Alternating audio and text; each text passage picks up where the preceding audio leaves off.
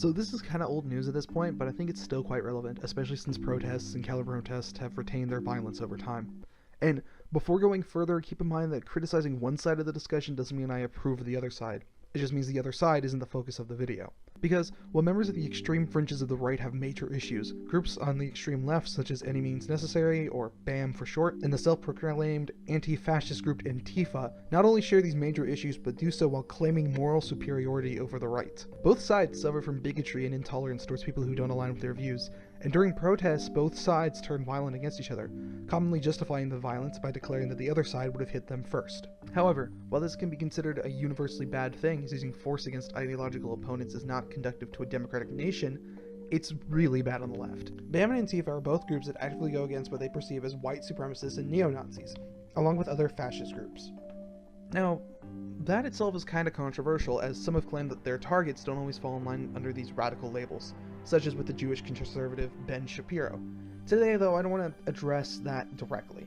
Today, I have to ask members of BAMN, members of Antifa, why are you so violent? Or more importantly, what's the point of being so violent?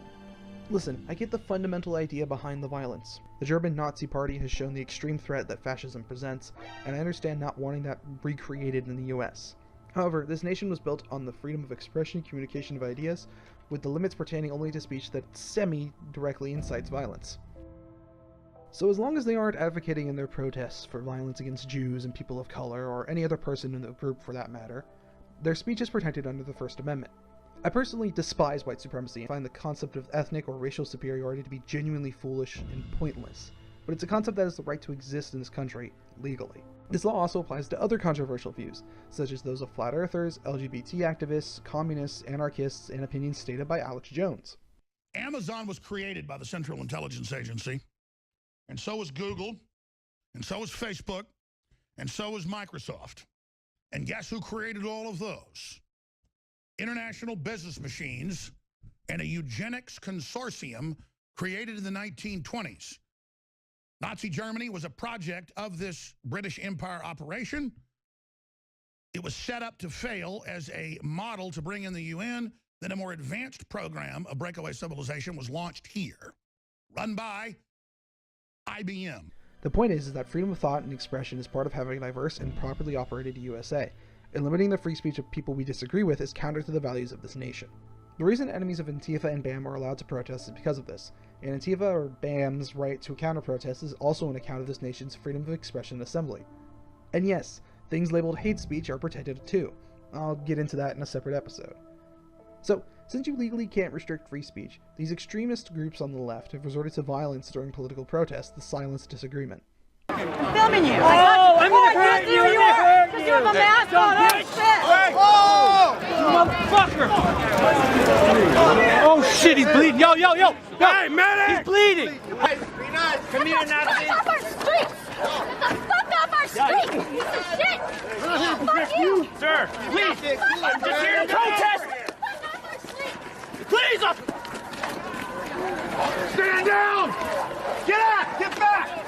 Now, this is similar to what their enemies are doing also, but here's the thing. If you're fighting Nazis, why would you stoop to their level?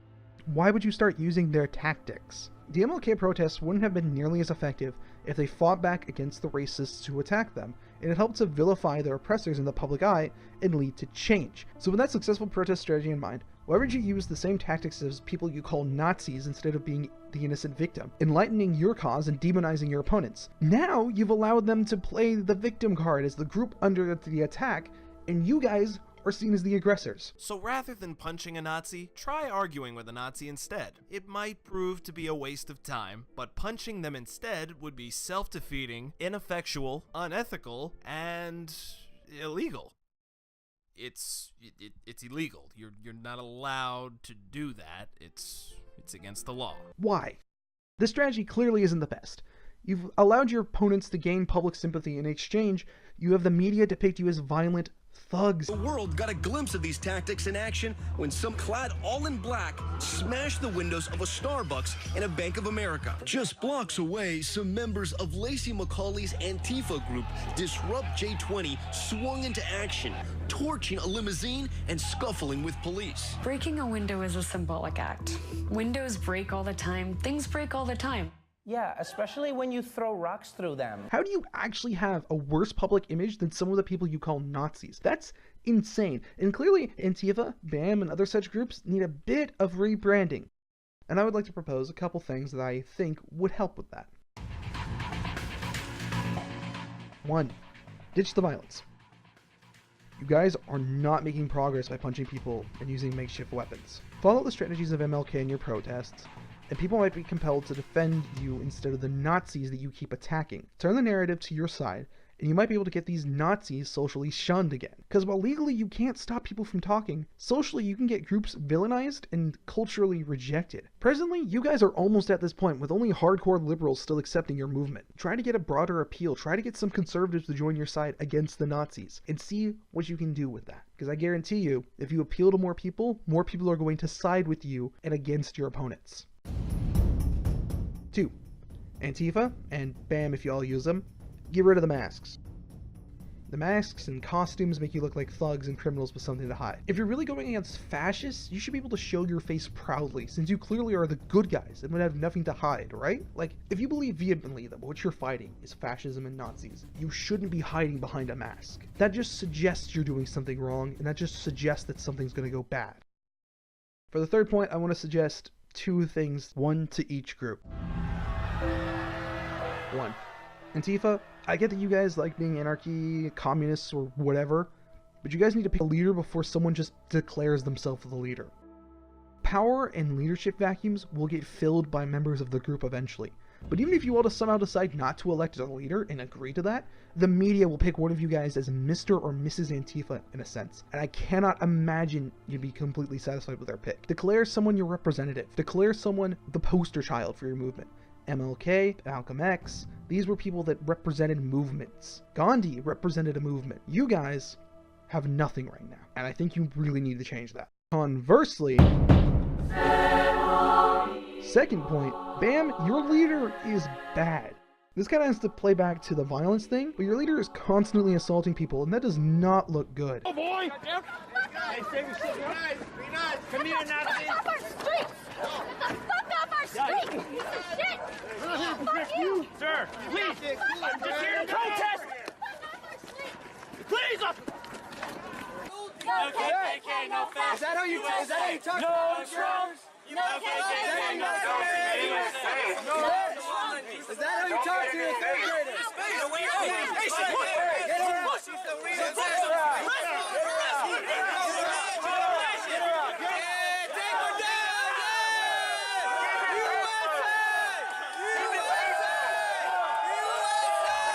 And I'm really doubting she's willing to change her ways for you guys' public betterment. If you guys don't get the public support, you're going to be seen as a forceful, evil group like you guys are being seen as now. And you need to be very careful about that because BAM, you're not as public as Antifa. A lot of people know about Antifa and are very opinionated about them, but you're still kind of right underground. Right on the edge of being pointed out in the mainstream of being villainized. So please, switch out your leaders. Get someone who's willing to actually be human to people, and be careful. Your public image isn't the worst right now, but it could get much worse in the near future. Number 4. Get a clear idea of who your enemy is. Keep in mind that conservative ideas are not fascist ideas. These targets you're targeting aren't necessarily fascists or Nazis, nor are they white supremacists like Richard Spencer. Richard Spencer you can point at with evidence and say, yes, this man's a Nazi, yes, this man's a white supremacist. To be white is to be a striver, a crusader, an explorer, and a conqueror. We build, we produce, we go upward. And we recognize the central lie of American race relations. We don't exploit other groups. We don't gain anything from their presence. They need us and not the other way around.